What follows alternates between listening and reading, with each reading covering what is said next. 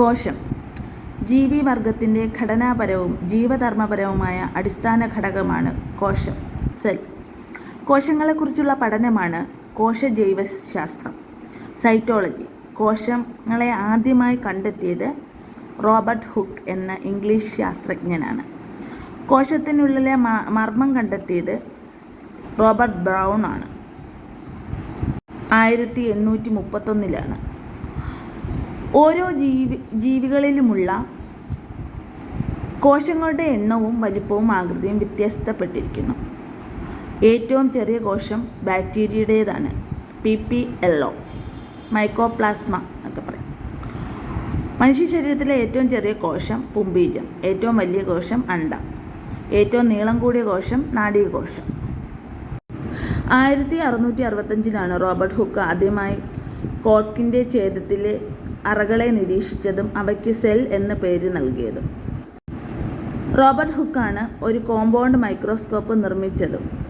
1674 Ardern ലൂവാൻ hoc കുറച്ചുകൂടി പരീക്ഷണങ്ങളെ മൈക്രോസ്കോപ്പിലൂടെ ബാക്ടീരിയകളെ കണ്ടെത്തി. 1831 Robert brown കോശത്തിനുള്ളിൽ ഗോളാകൃതിയിലുള്ള മർമ്മമുണ്ടെന്ന് കണ്ടെത്തി. 1839 സ്ലീഡൻ സസ്യങ്ങളിലും തിയോഡർ ഷാൻ ജന്തുക്കളിലും നടത്തിയ പഠനങ്ങളുടെ അടിസ്ഥാനത്തിൽ ജീവൻ്റെ അടിസ്ഥാന തന്മാത്രയാണ് കോശമെന്ന് കണ്ടെത്തി. സെൽ തിയറി അഥവാ കോശസിദ്ധാന്തം സ്ലീഡനും ഷാനും ചേർന്നാണ് ആവിഷ്കരിച്ചത്.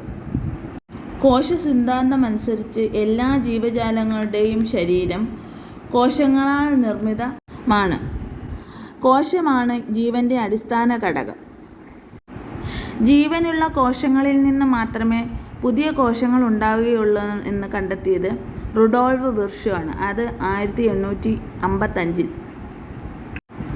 ഏറ്റവും ചെറിയ കോശം മൈക്കോപ്ലാസ്മ വിഭാഗത്തിൽപ്പെട്ട ബാക്ടീരിയയുടേതാണ്. ഏറ്റവും വലിയ കോശം ഒട്ടകപ്പക്ഷിയുടെ മുട്ടയാണ്.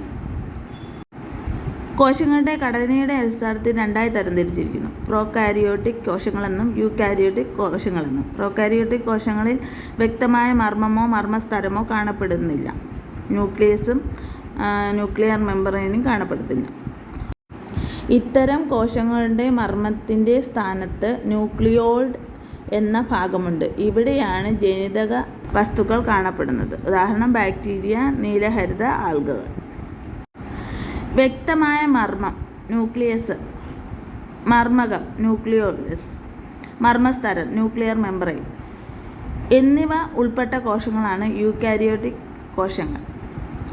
ഉദാഹരണം അമീബ, പാരമീസിയം.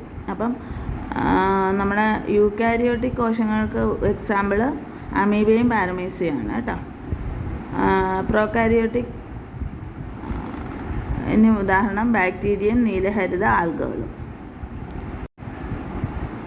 ഒരു കോശം മാത്രമുള്ള ജീവികളാണ് ഏകകോശ ജീവികൾ, യൂണിസെല്ലുലാർ ഓർഗാനിസം.